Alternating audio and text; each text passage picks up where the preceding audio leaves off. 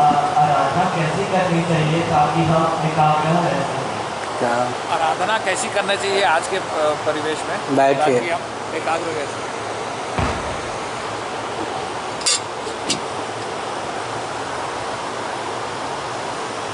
भगवान सच्चित आनंद स्वरूप हैं। वे अपनी शक्ति माया के योग से सगुण निराकार अंतर्यामी होते हैं। सगुण साकार श्री राम कृष्ण आदि रूपों में अवतीर्ण भी होते हैं। वेदांत प्रस्थान के अनुसार भगवान सच्चिदानंद हैं। वे सगुण साकार भी हैं, सगुण निराकार भी हैं, निर्गुण निराकार भी हैं।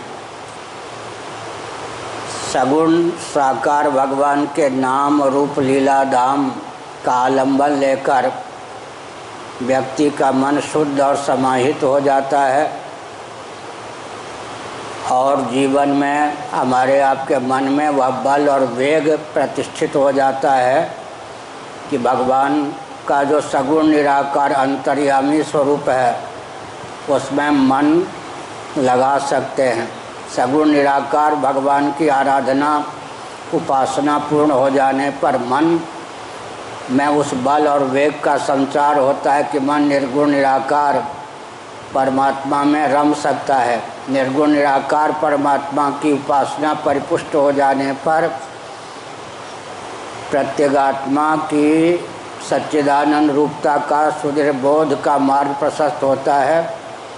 हमने संकेत किया कि सृष्टि के आरंभ में सच्चिदानंद स्वरूप निर्गुण निराकार परमात्मा अचिंत लीला शक्ति के योग से 5 रूपों में स्वयं को व्यक्त करते हैं।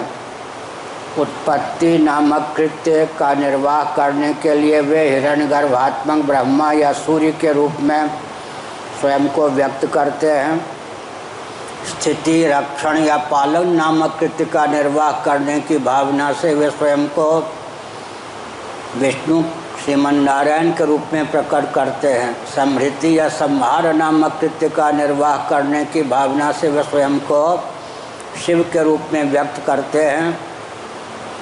निग्रह या तिरोधान नामक कृत्य का निर्वाह करने की भावना से वे स्वयं को शक्ति के रूप में व्यक्त करते हैं।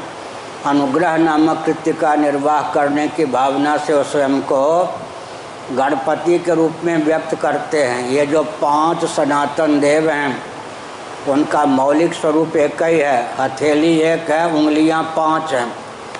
इन 5 उंगलियों को साधने वाली हथेली जिस प्रकार एक है उसी प्रकार ये जो 5 देवता हैं इनका मौलिक स्वरूप सच्चिदानंद परमात्मा ही है। इन 5 देवों में आदित्य हिरण्यगर्भ या सूर्य के उपासकों को सौर कहा जाता है। विष्णु भगवान के उपासकों को वैष्णव कहा जाता है। शिव के उपासकों को शैव कहा जाता है। शक्ति के उपासकों को शाक्त कहा जाता है। गणपति के उपासकों को गणपति कहा जाता है। ये 5 देव और इनके शास्त्र सम्मत अवतार सनातन वैदिक आर्य हिंदुओं के इष्ट देव होते हैं, कुलदेव होते हैं। जैसे कि विष्णु भगवान के श्री राम कृष्ण आदि अवतार हैं तो हमने संकेत किया शिव जी के अवतार हनुमान जी हैं। 5 देव या उनके अवतार में कुल परंपरा से या अपनी भावना की प्रगल्भता से जिन इष्ट देव के प्रति मन आकृष्ट होता हो उनके मंत्र का विधिवत उपदेश प्राप्त कर जपना चाहिए। उनके नाम का कीर्तन करना चाहिए। 24 घंटे में 5 बार 15-15 मिनटों तक भजन का बल और वेग रहने पर मेधा शक्ति उद्दीप्त होती है। विशेषकर विद्यार्थियों को सरस्वती भगवती की आराधना, गणपति की आराधना अवश्य करनी चाहिए। भगवान के नाम का, उनके रूप का, उनकी लीला का, उनके धाम का आलंबन लेकर भगवान की आराधना सुगमता पूर्वक होती है। आराधना या उपासना में जिस देवता को जो गंध प्रिय है उस गंध से युक्त सामग्री निवेदित करते हैं। जिस प्रकार का रस उनको प्रिय है उस रस से युक्त सामग्री उनको निवेदित करते हैं। जिस प्रकार का उन्हें रूप पसंद है उस प्रकार के रूप से युक्त सामग्री उन्हें निवेदित करते हैं। जिस प्रकार का स्पर्श उन्हें पसंद है उस प्रकार के स्पर्श से युक्त सामग्री उन्हें निवेदित करते हैं। शंख आदि के माध्यम से जिस प्रकार की ध्वनि, जिस प्रकार का शब्द उनको प्रिय है उस प्रकार की ध्वनि, उस प्रकार का शब्द निवेदित करते हैं, स्तुति करते हैं। अनुकूल शब्द, स्पर्श, रूप, रसगंध अगर हमारे प्रति कोई निवेदित करे तो हम प्रसन्न होते हैं, हमारी आराधना मानी जाती है।